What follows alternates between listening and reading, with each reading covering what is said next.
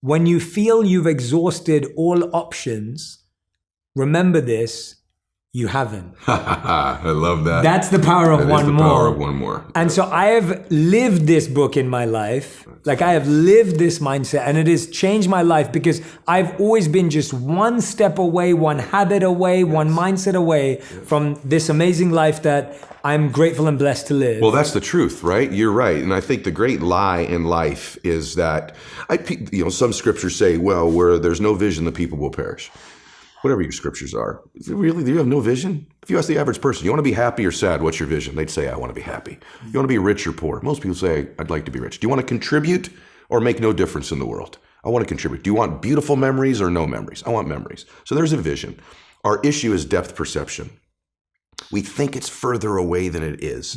And because we think it's so far away, Jay, we create patterns and behaviors in our life that perpetually keep it there. Ooh. And that's what we do in our life. But what if that's the great lie of life?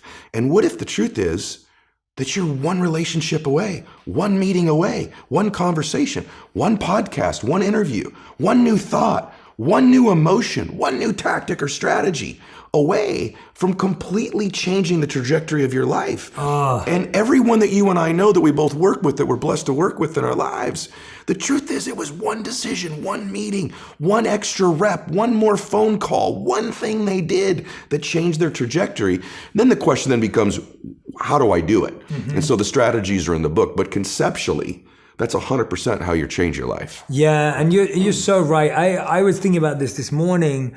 Last year, I had a double hernia surgery on the front. So I couldn't walk for about a month. And when I say I couldn't walk, I mean I literally couldn't move. Oh my gosh. It was I felt like I was teaching myself to walk again. That's how it felt. It's really interesting what you just said about how we perpetually push it far away.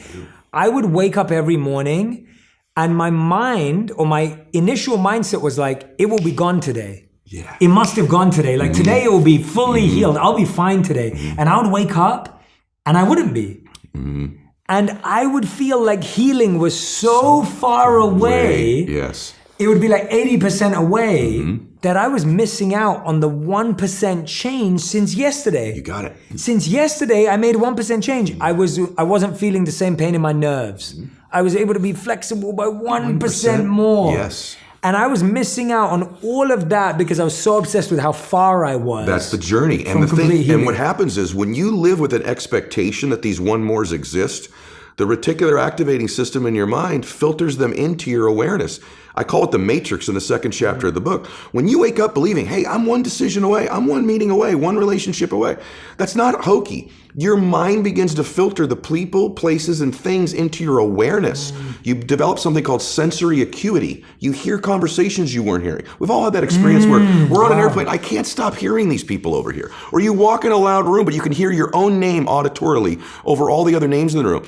That's because it's important to you and it matters. You see things.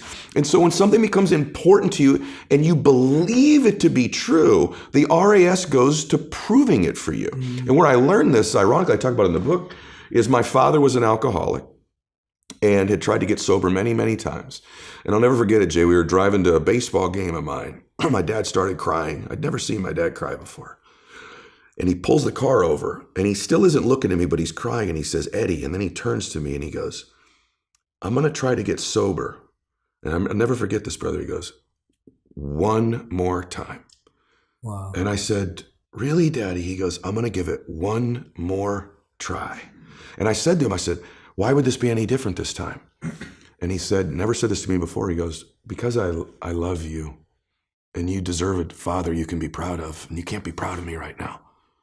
And I think every great thing we do in life is one away, but it's also born from love. To talk about your book, when you love people or you love something so deeply, if that love is greater than what the obstacles might be, now you got a shot to do it. Then my dad gets sober. He comes home from rehab. I say, Daddy, are you never going to drink again? And he said, I can't promise you that. I can promise you I'm not going to drink for one more day at a time. Wow. And he lasted the rest of his life stacking those one more days up. And so I know the power of one more. And Jay,